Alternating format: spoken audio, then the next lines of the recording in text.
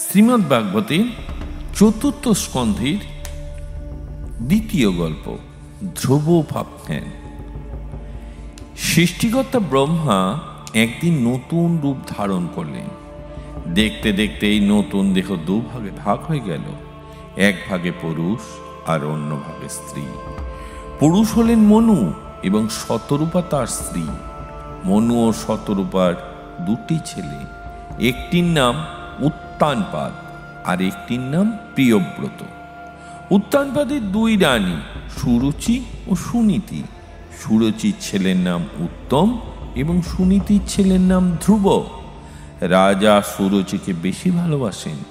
তার ছেলে উত্তমকে কোলে নিয়ে সিংহাসনে বসেন। একদিন উত্তানপাদ সিংহাসনে বসে আছেন, তাই দেখে ধ্রুব বাবার কোলে উঠে সিংহাসনে বসতে চাইল। সুরুচি বললেন, ধ্রুব, তুমি সুনীতির ছেলে, রাজ সিংহাসনে তোমার কোনো অধিকার নেই। শ্রীহরির তপস্যা করো, যদি পরের জন্মে আমার ছেলে হয়ে জন্মাতে পারো, তবেই ওই লোভনীয় রাজ সিংহাসনে বসার অধিকার পাবে।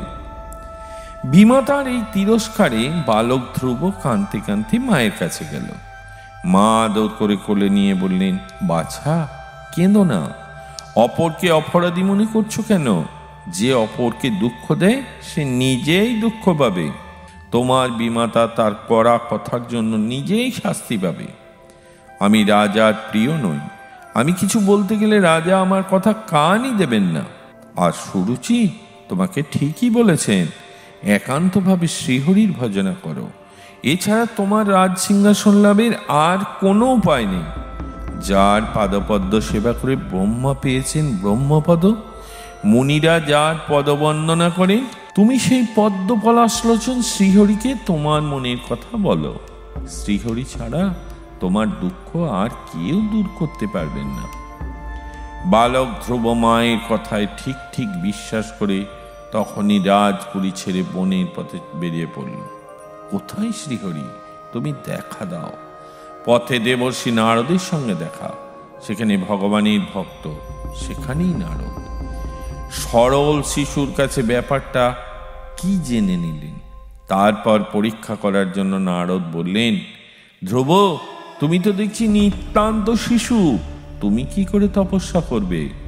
তপস্যা যে বড় কঠিন ব্যাপার, আর ভগবানকে পাওয়া সে যে আরও কঠিন।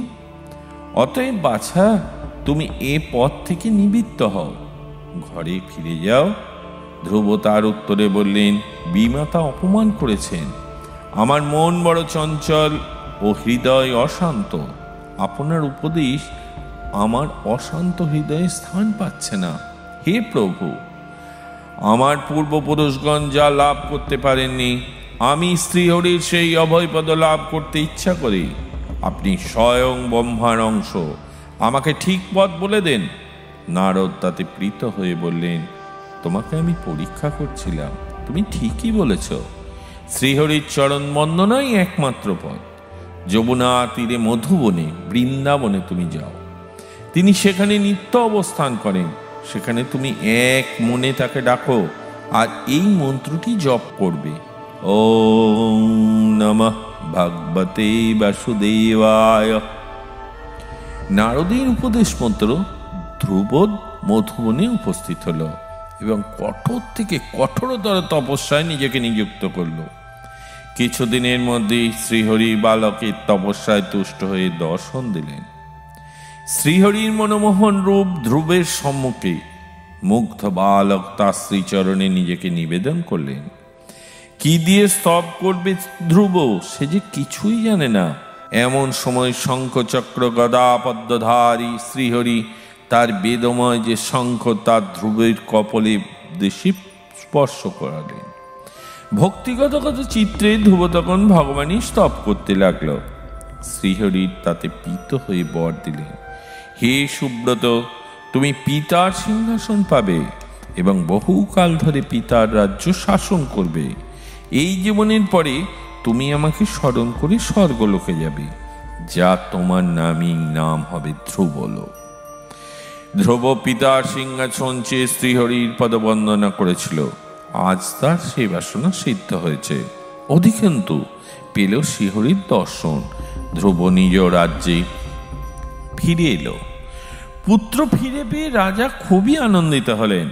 নারদের কাছে পূর্বে তিনি শুনেছিলেন পুত্রের সাধনার কথা। নিজ তপস্যার বলে শ্রীহরির কৃপায় পুত্র শ্রীহরির দর্শন পেয়েছে, একথা জেনে তার আনন্দের সীমা রইল না। ক্রমে ধ্রুব যৌবনে পদার্পণ করলেন। উত্তানপাদ পুত্রকে রাজপদে অভিষিক্ত করে তপস্যার জন্য বন গমন করলেন। ধ্রুব সিংহাসনে বসে শ্রীহরির নির্দেশ মতো রাজ্য পালনে ব্রতী হলেন। এদিকে ভ্রাতা উত্তম মৃগয়ায় গেলে এক যক্ষ তাকে বধ করে। পুত্রের সন্ধানে গিয়ে বিমাতা সুরছেও প্রাণ হারালেন। একথা শুনে ধ্রুব যক্ষগণকে সমুচিত শাস্তি দেবার জন্যে কুবের রাজার অলকাপুরী আক্রমণ করলেন। উভয় পক্ষে বহু সৈন্য হতাহত হল। পরে পিতামহ মনুর উপদেশে ধ্রুব অবশ্য কুবেরের সঙ্গে সন্ধি করলেন। শ্রীগোবিন্দকে আপনার মধ্যে এবং সর্বভূতের মধ্যে দর্শন করে ধ্রুব বহুকাল রাজ্য শাসন করলেন। অবশেষে পুত্রকে রাজ্য দান করে তিনি বদরিকা আশ্রমে চলে গেলেন। অন্তিমকাল উপস্থিত হল। বিষ্ণুদূতেরা তাকে নিয়ে গেলেন পূর্ব নির্দিষ্ট ধ্রুবলোকে। আজ আকাশে ধ্রুবতারা জল জল করছে ধ্রুবের কথা মনে করিয়ে দিতে।